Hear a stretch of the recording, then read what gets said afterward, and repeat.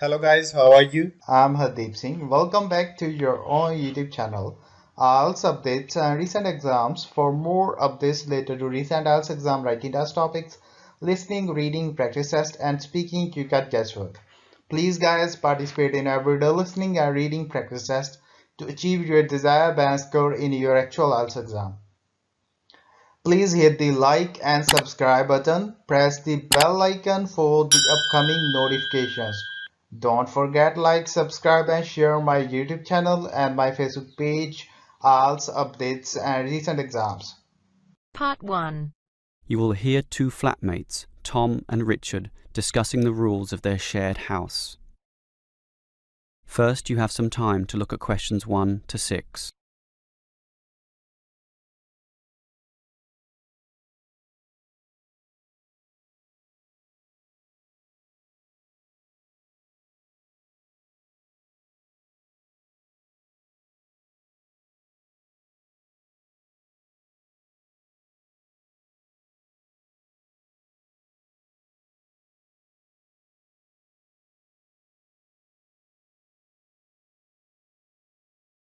Richard, as we discussed before with this extra bedroom in the house, we should advertise for another tenant, but I think we've got to establish rules this time. We already have 2 rules about the rent money. Remember?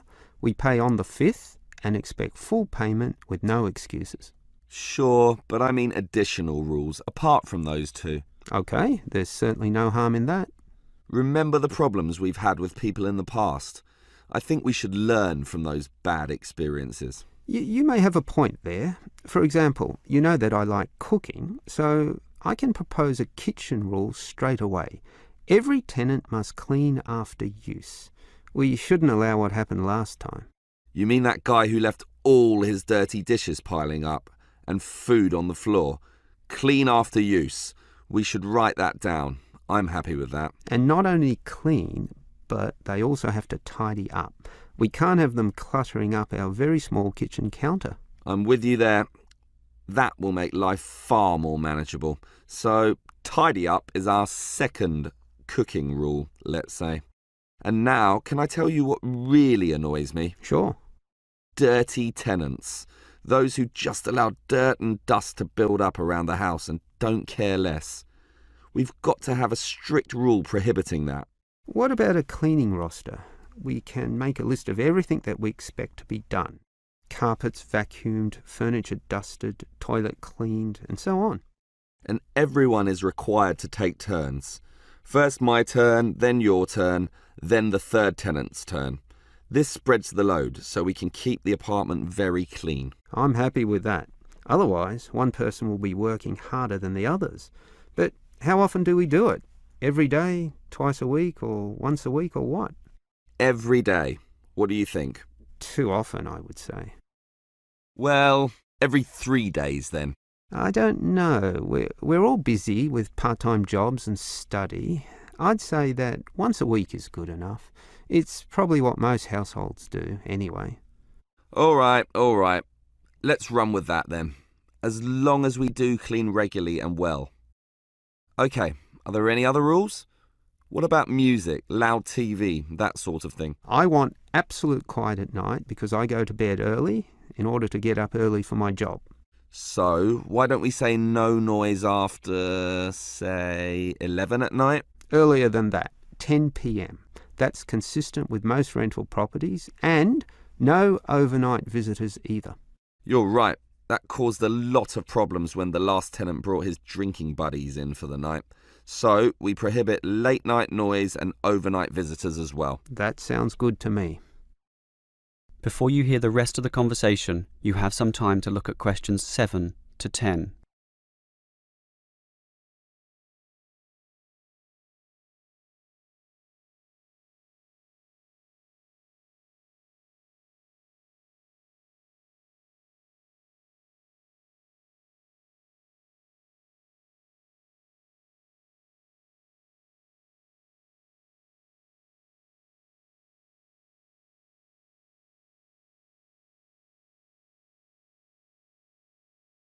Okay, Richard.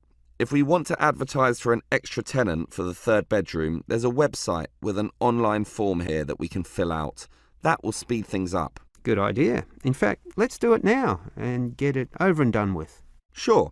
The first category here is gender. I guess that means we write male or female.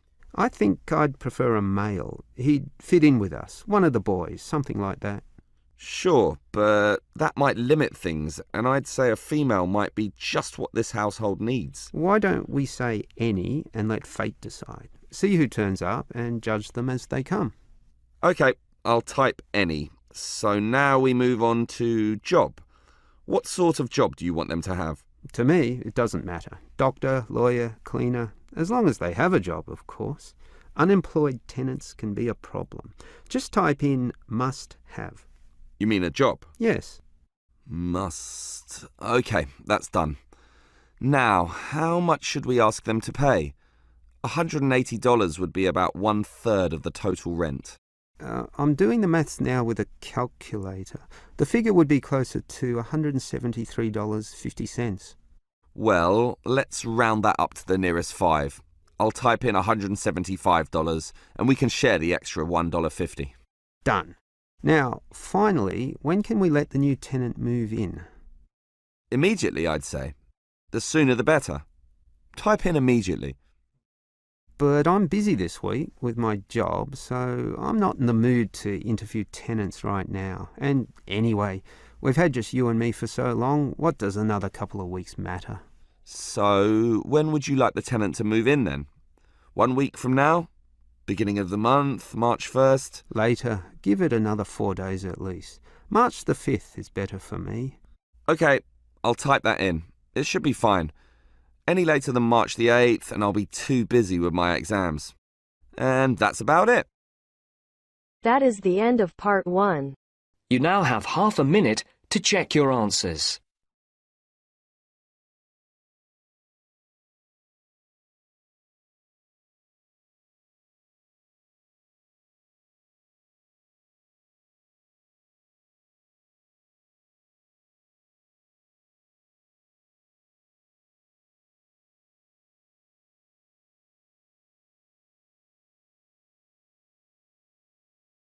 Now turns to part 2. You will hear a police officer giving a lecture to some overseas students about ways to minimise risk in public. First, you have some time to look at questions 11 to 17.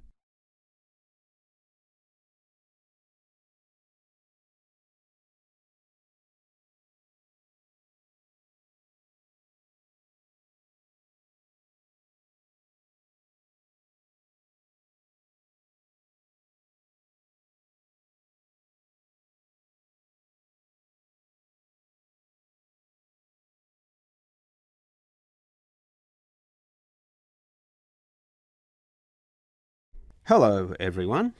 As new students, having just arrived, it is important that you are conversant with some of the aspects of living safely here. Let me immediately say that, in contrast to the high crime rate in other cities, ours is very low. Nevertheless, there is some advice that would be considered prudent in even the safest of places. It is therefore in your interest to look at this map of the city and familiarise yourself with its areas, some of which may not be as safe as others, particularly at night. A little research now in this respect will obviously help you a great deal. For this reason, we have provided a variety of brochures and information leaflets which we encourage you to take and read. In addition, you should talk to people you know, to your homestay parents and teachers, and get a feel for the situation both in the neighbourhood where you live and the city at large. Now, you should know about the police presence in this city. There are local police stations in every suburb, but not all of these are open 24 hours a day. For that, you need a main station, of which there are many, and you should familiarise yourself as to the location of the one nearest to you. Moving on, many of you might like to go out at night. So, you should also familiarise yourself with the public transport system. It could put you at risk if you are wandering around lost in the late hours of the night, particularly if you are a woman. Our city has a fairly good public transportation system, but not all of it operates necessarily to late hours. For this reason, you can avail yourself of the special late-night buses known as night birds, which operate along most major routes. Again, collect one of the brochures on the table here for the night bird timetables. Finally, if you do feel there is an emergency, you can dial 000. However, this does not take you through to a police station, but rather an operator.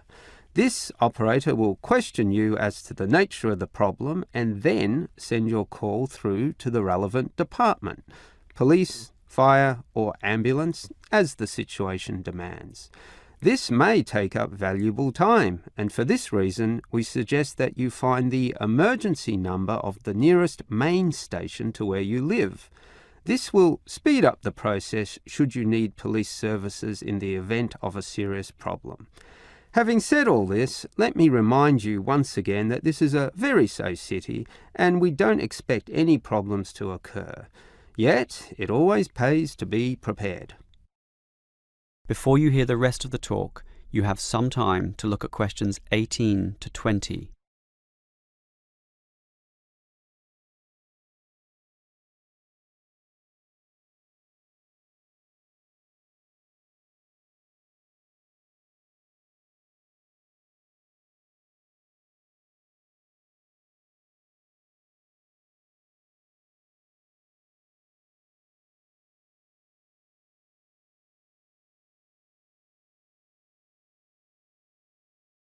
On the same subject as being prepared for problems, it is a fact that the police cannot cover every part of the city at all times of the day. Thus, it is advisable for you to take some precautions and be prepared for any problems which may occur. There are less safe areas which you may inadvertently find yourself in and, through no fault of your own, be faced with difficulties. In this respect, some people advise that women in particular carry mace or pepper spray, which can be sprayed into the eyes of an assailant.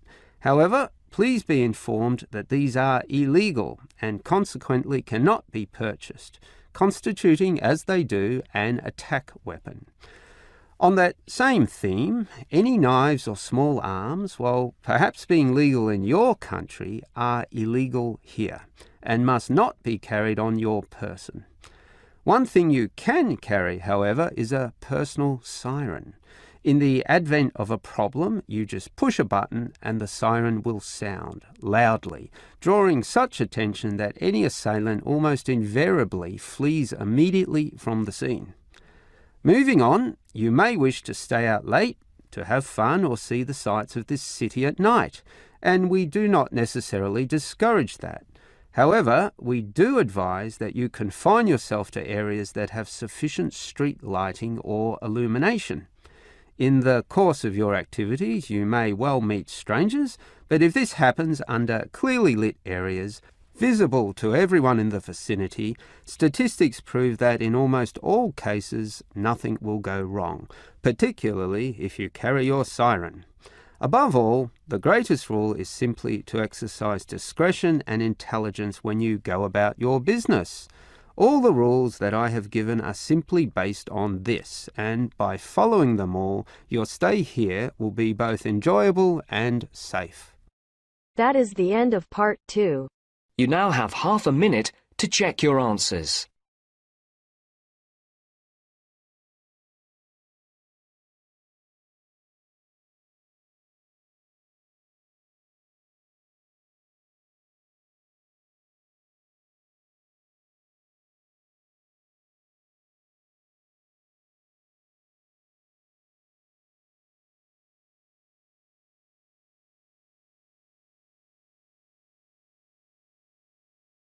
Now turns to part 3. You will hear a student called Bobby talking to his tutor about the research project. First, you have some time to look at questions 21 to 23.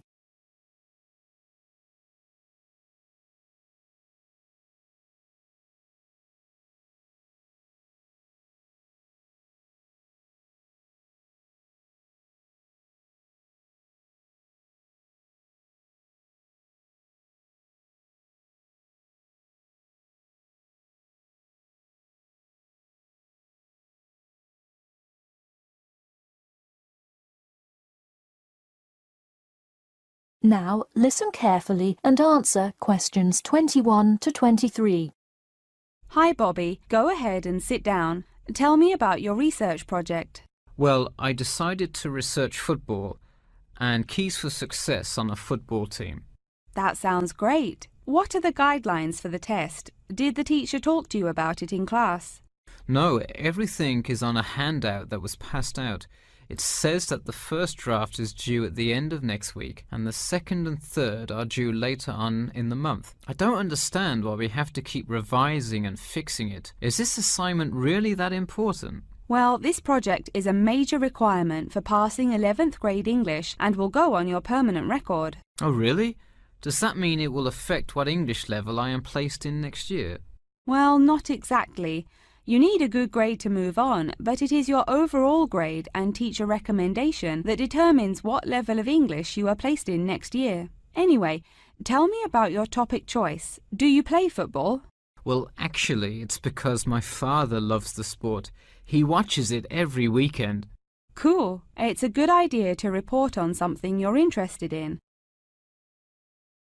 Before you hear the rest of the talk, you have some time to look at questions 24 to 30.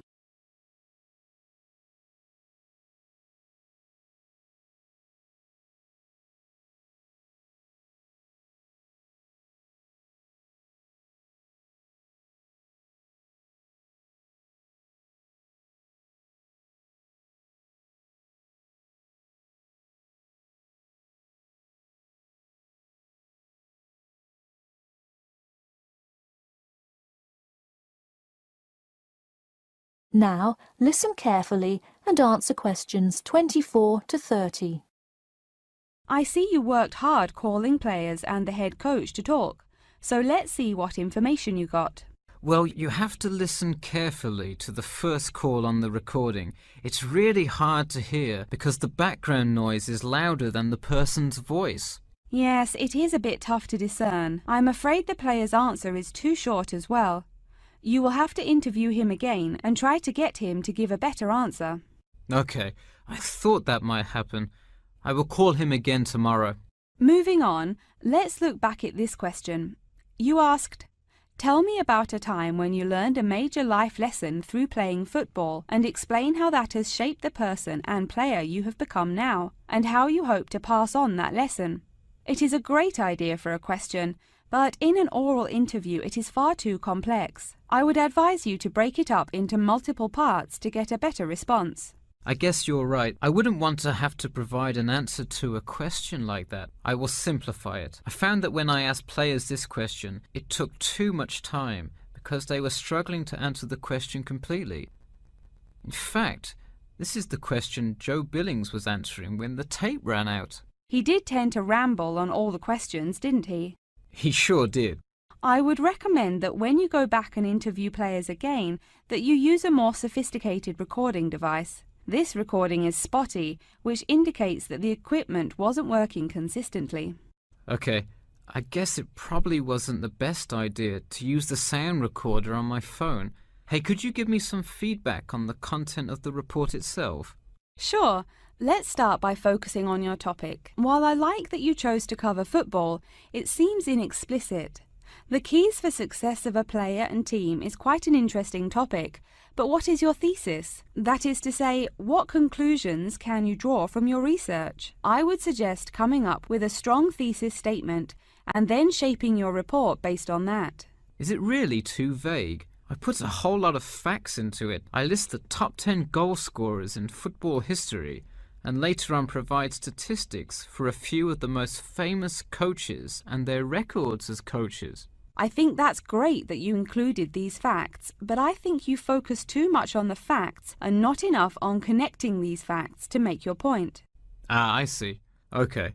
So it looks like I have quite a bit of work to do before the deadline. That is the end of part 3. You now have half a minute to check your answers.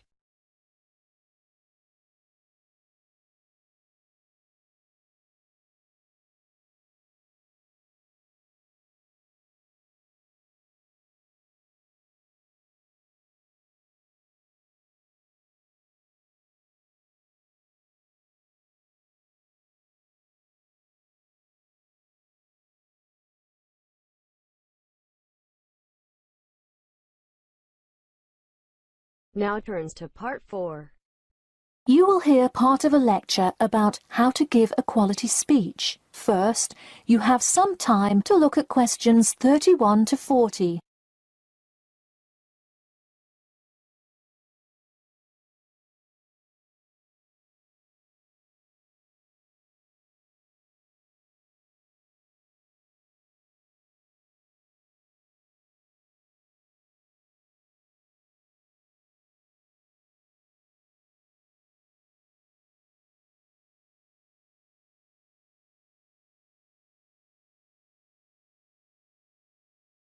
Now listen carefully and answer questions 31 to 40. Good morning. Today I am going to cover the daunting task of giving a quality speech, a thought that makes most of us cringe. In fact, 90% of all people feel nervous about public speaking, about 10% of whom are described as genuinely terrified. Hopefully, when we are finished here today, you all will be in the 10% of the population who do not feel nervous at all.